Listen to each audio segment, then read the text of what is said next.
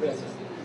¿Cuál es su opinión de la decisión de la FTC, Federal Trade Commerce, de abrir el sistema operativo de Apple para que puedan los usuarios usarlo con otros operadores y utilizar aplicaciones de terceros, cuando el modelo de Apple está basado en tener el control de todo para garantizar al usuario?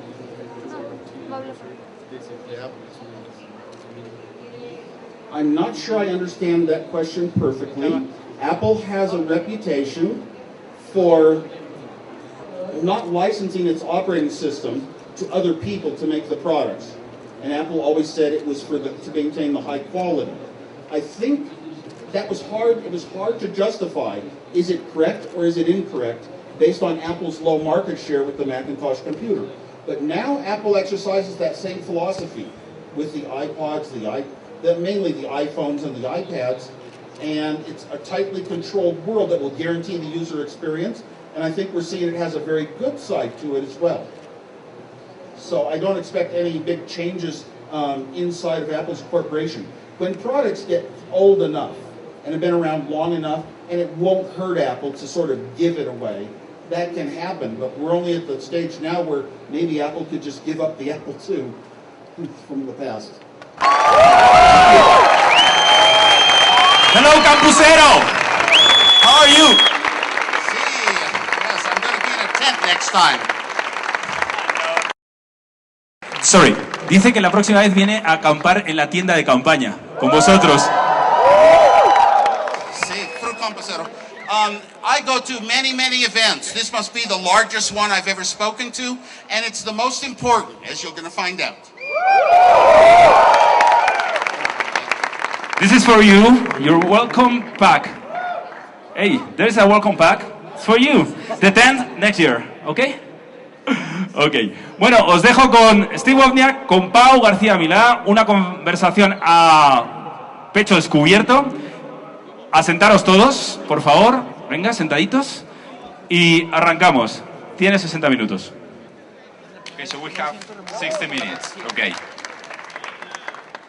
So, well, in first place, Steve, thank you very much for coming. As you can see, people from Campus Party Mexico is even more interested than people from Campus Party Valencia. I'm not sure if I can say that. Really? Okay. So, they are even more interested than people from Valencia. Okay.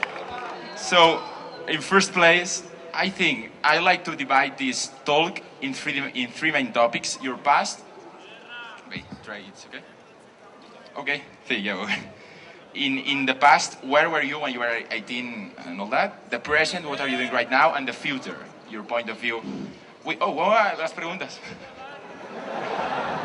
Okay, and I have a list of questions made from the World Campus through Twitter for you. Okay, there are some hurting questions. I think you'll be love to answer them. So, let's start? Sí. Okay, we have 60 minutes. Okay. Demasiados para recordar. Past, present, future. Okay, yeah, it's the most easy thing. So let's start on the past. You are now 40 or 45 years old, more or less, but you were once 18. So I think it would be great to start explaining where were you when you were 18, and which were your main interests, because most of people here is between 18 and 30. Yeah, the reason this is so important to me, it was such an incredibly important time in my life. I didn't plan to start big companies to change the world. I just wanted to learn how to hook things up, to write programs that were so great that would impress other people. I wanted to develop my techniques. I had the freedom of college. I would go to college and I would sign up for a computer course. Was a graduate level course, even if you were a freshman back then. And they would let me in it, and I would get my good grades, but I would write every program I could, and I would run the school budget, the class budget, 5 times over.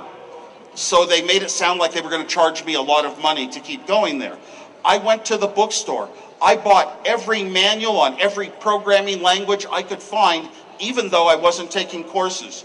It was just a time of life where, you know what your passion in life is. You love these computers. You want to get good. I was even in high school. You could give me a description of a computer. I could design it with chips in 2 days.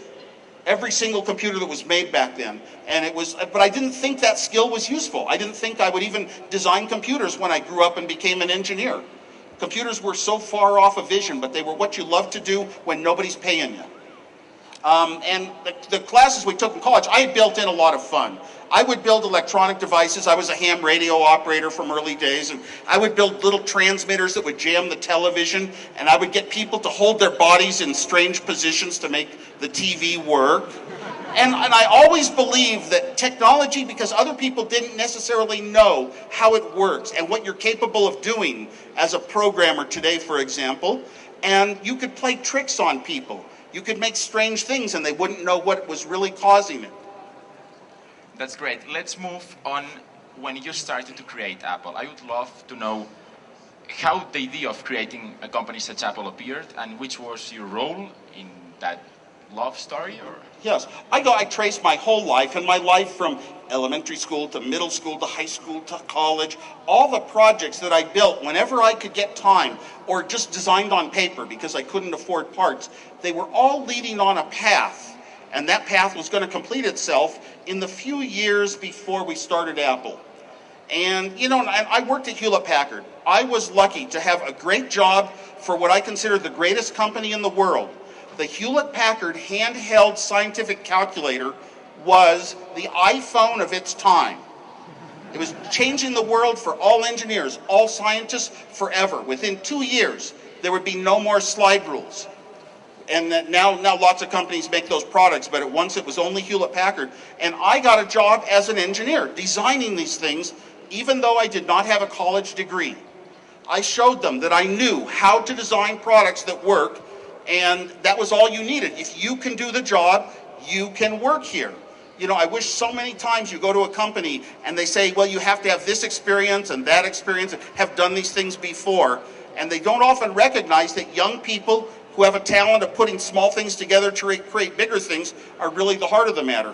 While I was working at Hewlett-Packard, though, I had a problem. I loved electronics. When I designed calculators in the day, I came home at night and built my own electronics projects. And it took me on a route through machines you could dial up to get a joke, into the Pong game that I saw in a bowling alley. I designed Breakout for Atari, designed a terminal with Steve Jobs. Actually, I designed it myself to talk to computers far away. And that makes you a Superman. It was the ARPANET, the forerunner of today's internet. These devices, I would look at them and say, I have to have that. I have to have one. And my solution was I could build it. Because I was such a good enough designer, it cost me almost nothing. And then I built a computer. And we were talking about a revolution. It was a club. It was people much like the ones here.